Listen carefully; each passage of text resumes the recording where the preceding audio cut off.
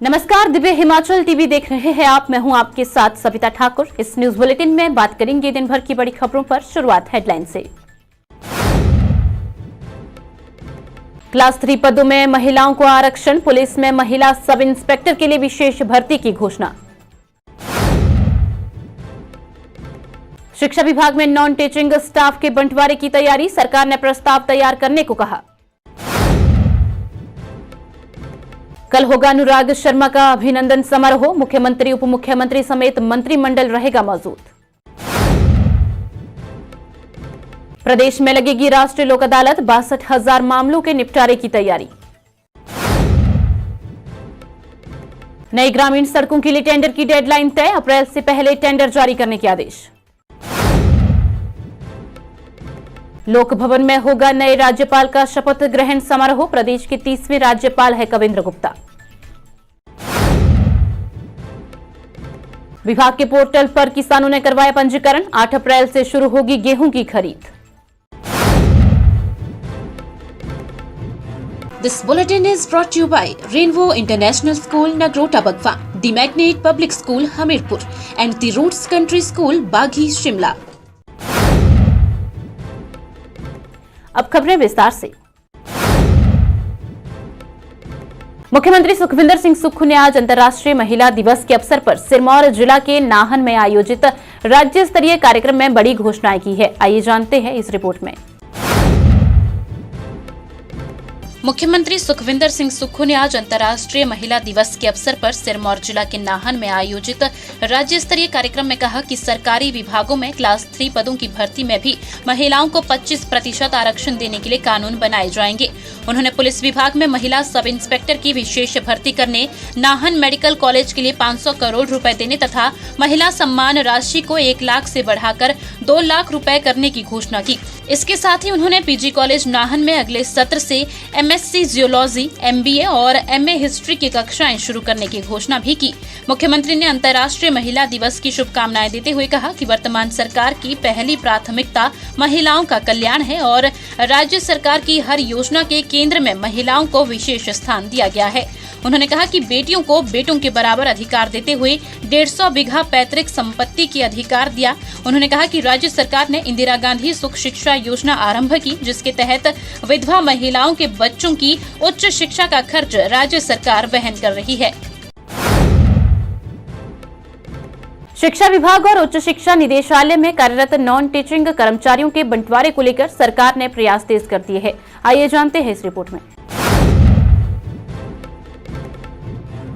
हिमाचल प्रदेश के शिक्षा विभाग और उच्च शिक्षा निदेशालय में कार्यरत नॉन टीचिंग कर्मचारियों के बंटवारे को लेकर सरकार ने प्रयास तेज कर दिए हैं। इस संबंध में शिक्षा विभाग के दोनों निदेशालयों को प्रस्ताव तैयार करने के लिए हिदायत दी गई है।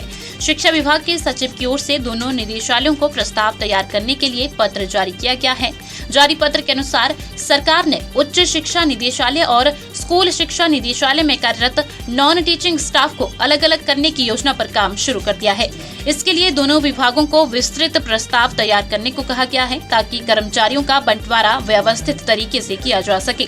इस प्रस्ताव को तैयार करते समय कर्मचारियों की पदोन्नति और तैनाती से जुड़े सभी पहलुओं को ध्यान में रखा जाए और साथ ही ये भी सुनिश्चित किया जाए कि कर्मचारियों के हितों की सुरक्षा के लिए आवश्यक प्रावधान शामिल हो। शिक्षा विभाग की ओर से जारी इस पत्र में उच्च शिक्षा निदेशक और स्कूल शिक्षा निदेशक को आवश्यक कार्रवाई तुरंत शुरू करने के निर्देश दिए गए हैं। ऊंचाइयों से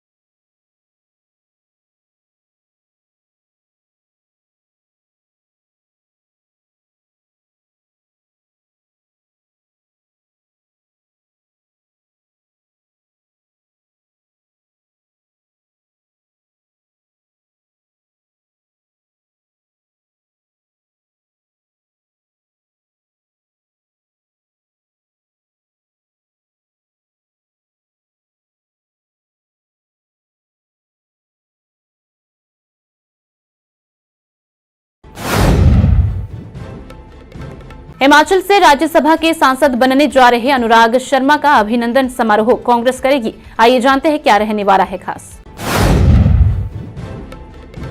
हिमाचल से राज्यसभा के सांसद बनने जा रहे अनुराग शर्मा का अभिनंदन समारोह कांग्रेस करेगी। सोमवार को पार्टी के प्रदेश मुख्यालय राजीव भवन में यह आयोजन होगा, जिसमें मुख्यमंत्री सुखविंदर सिंह सुक्खू और उप मुख्यमंत्री मुकेश अग्निहोत्री समेत मंत्रिमंडल शामिल होगा। कांग्रेस प्रदेशाध्यक्ष ने पार्टी के सभी जिलाध्यक्षों समेत पदाधिकारियों को इसमें शामिल होने के निर्देश दिए हैं, जबकि पूर्व पदाधिकारियों समेत वरिष्ठ नेताओं को भी इसमें शामिल होने का आग्रह किया गया है। जानकारी के अनुसार अभिनंदन समारोह कांग्रेस प्रदेशाध्यक्ष विनय कुमार की अध्यक्षता में होगा। प्रदेशाध्यक्ष ने कहा कि इस बार पहली बार प्रदेश की राज्यसभा सीट पर राहुल गांधी की सोच और उनके मार्गदर्शन पर संगठन सृजन के तहत नियुक्त पार्टी के जिला अध्यक्ष को संसद के ऊपरी सदन राज्यसभा में जाने का मौका दिया गया है, जिससे पार्टी के एक आम कार्यकर्ता में नए उत्साह का संचार हुआ है। प्रदेश में वर्ष 2026 की पहली राष्ट्रीय लोक अदालत का आयोजन मार्च में किया जाएगा। आइए जानते हैं किन मामलों का होगा निपटारा।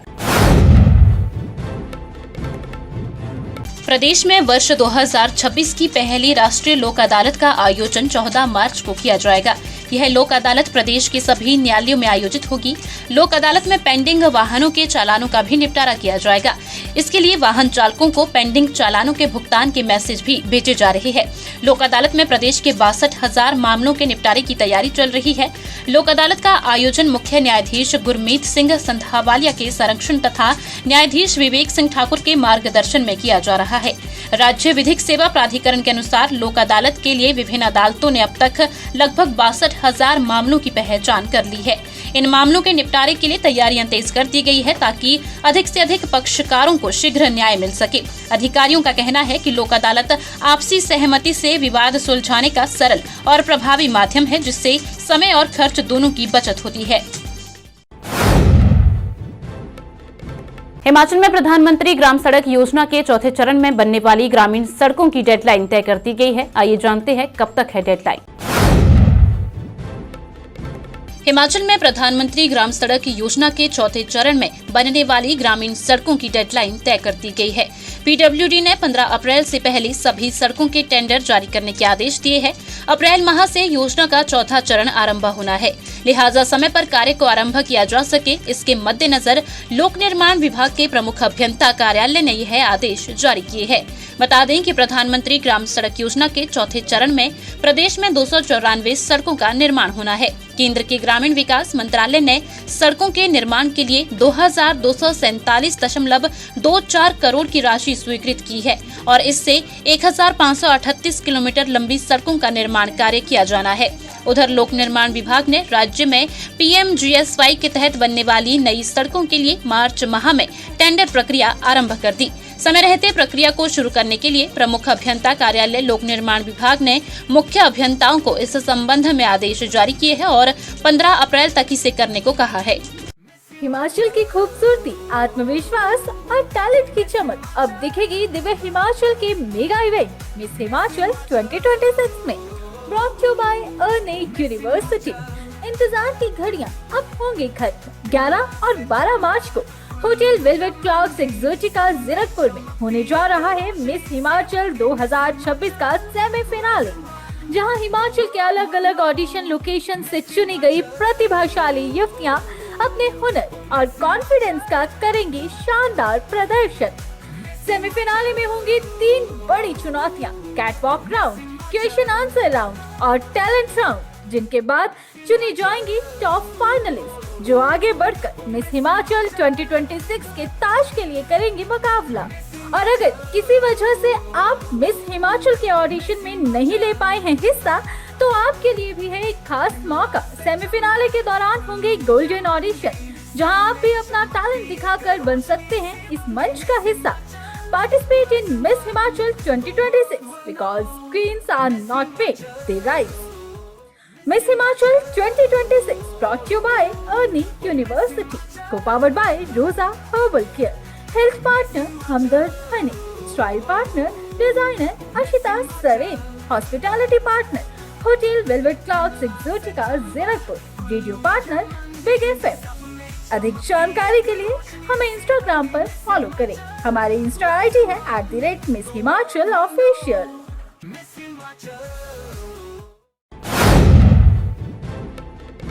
हिमाचल प्रदेश के नवनियुक्त राज्यपाल कविंद्र गुप्ता 10 मार्च को पद व गोपनीयता की शपथ लेंगे। आइए जानते हैं कौन कौन रहेगा उपस्थित। हिमाचल प्रदेश के नवनियुक्त राज्यपाल कविंद्र गुप्ता 10 मार्च यानी कि मंगलवार को पद व गोपनीयता की शपथ लेंगे। लोक भवन में यह समारोह होगा और इस दौरान हिमाचल प्रदेश उच्च न्यायालय के मुख्य न्यायाधीश द्वारा उन्हें शपथ दिलाई जाएगी। वह हिमाचल के 30वें राज्यपाल होंगे। बहरहाल लोक भवन में राज्यपाल के शपथ ग्रहण समारोह को लेकर भी तैयारियां आरंभ हो गई है। मिली जानकारी के अनुसार हिमाचल के नए राज्यपाल कविंद्र गुप्ता सोमवार को राजधानी शिमला पहुंच जाएंगे। उनके स्वागत के लिए सोमवार शाम 6:30 बजे लोक भवन में कार्यक्रम का आयोजन किया जा रहा है, जिसमें मुख्यमंत्री सुखविंदर सिंह सुक्खू समेत उनके मंत्रिमंडल के सदस्यों के अलावा सेना व पुलिस समेत मुख्य सचिव तथा प्रशासनिक अधिकारी शामिल होंगे, जबकि भाजपा नेता भी राज्यपाल के स्वागत समारोह में शामिल होंगे। गेहूं की फसल बेचने को लेकर खाद्य आपूर्ति विभाग के पोर्टल पर किसानों का पंजीकरण शुरू हो गया है। आइए जानते हैं अब तक कितने किसानों ने करवाया पंजीकरण। गेहूं की फसल बेचने को लेकर खाद्य आपूर्ति विभाग के पोर्टल पर किसानों का पंजीकरण शुरू हो गया है। 8 मार्च तक 20 किसानों ने खाद्य आपूर्ति विभाग के पोर्टल पर गेहूं की फसल बेचने को पंजीकरण करवाया है। प्रदेश के गेहूं खरीद केंद्रों में 8 अप्रैल से किसानों से गेहूं की खरीद शुरू हो जाएगी। खाद्य आपूर्ति विभाग ने गेहूं खरीद के लिए तैयारियां शुरू कर दी है। गेहूं खरीद केंद्रों में 8 अप्रैल से लेकर 15 जून तक किसानों के गेहूं की खरीद की जाएगी। किसानों को पोर्टल पर जाकर अपनी फसल का ब्यौरा भरने के बाद गेहूं की फसल बेचने के लिए पंजीकरण करना होगा। प्रदेश सरकार ने गेहूं के न्यूनतम समर्थन मूल्य में 160 रुपए की बढ़ोतरी की है। इस बार गेहूं की फसल का 2585 प्रति क्विंटल न्यूनतम समर्थन मूल्य तय किया गया है। प्रदेश के गेहूं खरीद केंद्रों में किसानों से की जाने वाली गेहूं की खरीद बार चलते चलते मैं नजर डालेंगे कुछ अन्य खबरों पर। प्रदेश भर में रही अंतर्राष्ट्रीय महिला दिवस की धूम। महिला दिवस पर सीएम सुक्खू ने की कई घोषणाएं। प्रदेश में मार्च महीने में मई जैसी गर्मी का एहसास। 9 और 10 मार्च को अधिक ऊंचाई वाले क्षेत्रों में बारिश व हल्की बर्फबारी की संभावना। चतुर्थ श्रेणी कर्मचारी संघ ने मुख्यमंत्री से की मुलाकात। मुख्यमंत्री को सौंपा 12 सूत्रीय मांग पत्र। न्यूज बुलेटिन में फिलहाल इतना ही। देखते रहिए दिव्य हिमाचल टीवी।